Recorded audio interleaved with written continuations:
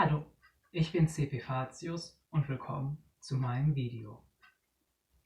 Die letzten 3 Male hatte ich euch ja schon eine Geschichte vorgelesen und wir waren unter anderem in der Arktis, in der Savanne und in dem Regenwald.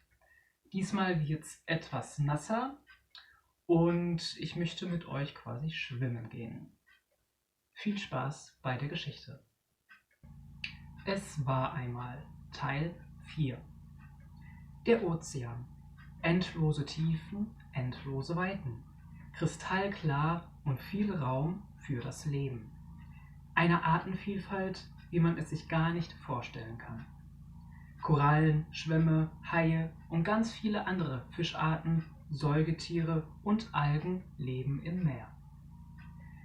Clownfische, Kugelfische, Seepferdchen, Rochen, Delfine und noch viele mehr sind zu beobachten. Aber eine Gefahr droht, und das schon seit geraumer Zeit. Immer mehr Menschen kommen und holen viele Arten aus ihrem Lebensraum. Sie verschmutzen die Meere mit Plastik, aber auch mit ihren großen Schiffen. Viele verlieren Öl oder zerstören mit ihrem Schiffsrumpf das Riff, das Zuhause vieler Arten. So auch das Zuhause von Dara.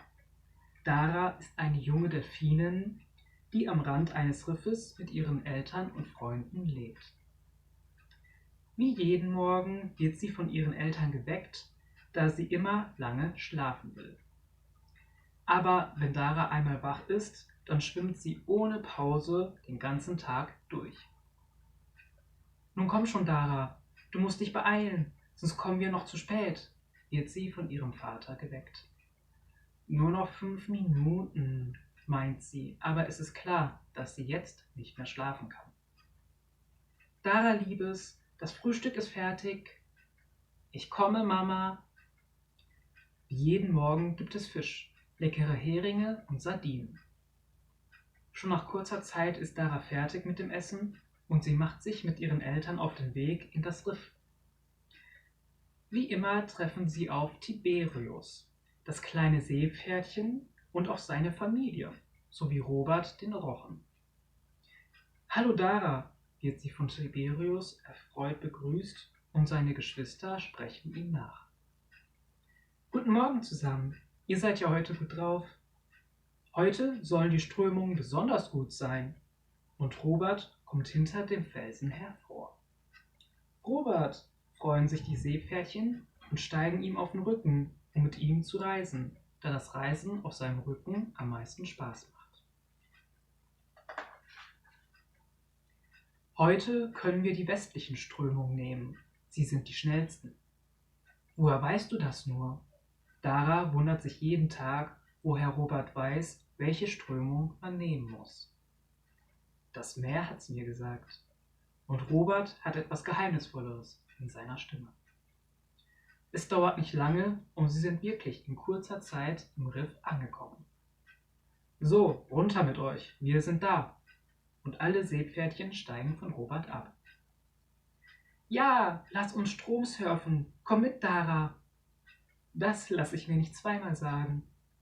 Schwimmt aber nicht zu weit weg, ruft Daras Mutter noch hinterher. Aber da sind sie schon zu weit weg. Ich hoffe, ihm passiert nichts. Ich habe ein schlechtes Gefühl, macht sich Daras Mutter Sorgen. Wie immer ist Dara zuerst an den Stromsurfstellen und wartet auf die anderen. Nun kommt schon! Dara kann es kaum noch erwarten, loszulegen. Wir sind doch schon da, ruft Tiberius und springt sofort in die Strömung hinein. Seine Geschwister folgen ihm dicht. Hey, ihr habt nicht losgesagt! Und Dara springt schnell hinterher, um sie einzuholen. Wir sollten uns bald einen neuen Platz suchen. Hier gibt es immer weniger, meint Daras Mutter zu ihrem Mann. Da hast du recht, das Riff wird immer kleiner und leerer. Es dauert nicht mehr lange und hier ist nichts mehr. Es ist nicht nur hier. Überall sterben viele von uns und die Riffe werden alle kleiner. In Roberts Stimme herrscht eine Unruhe und eine Vorwarnung. Wie auf das Wort wird es dunkler. Über ihn schleicht ein langer Schatten an der Wasseroberfläche und hinterlässt eine Spur aus Blasen und etwas Dunklem. Die ersten Fische flüchten schon in ihre Verstecke. Bei Robert und den anderen kommt ebenfalls das Gefühl von Angst hoch und wollen nur so schnell wie möglich weg. »Wo sind die Kinder?« ruft Daras Mutter besorgt und ist aufgebracht. »Sie müssen hinter den Stromklippen sein«, meint Robert und ist schon mit Daras Mutter und Tiberius' Eltern auf dem Weg. Die Kinder haben noch nichts bemerkt und sehen auch ihre Eltern nicht. Doch die Bedrohung kommt ihnen immer näher. »Dara, Tiberius, kommt schnell zurück!« Aber sie hören ihre Eltern nicht. Die Schatten vom Schiff nähern sich den Kindern immer schneller und lässt nun ein Netz hinunter. Robert versucht so schnell wie möglich zu ihnen zu gelangen. »Dara, Tiberius, passt auf!« Robert hat Glück, sie bemerken es.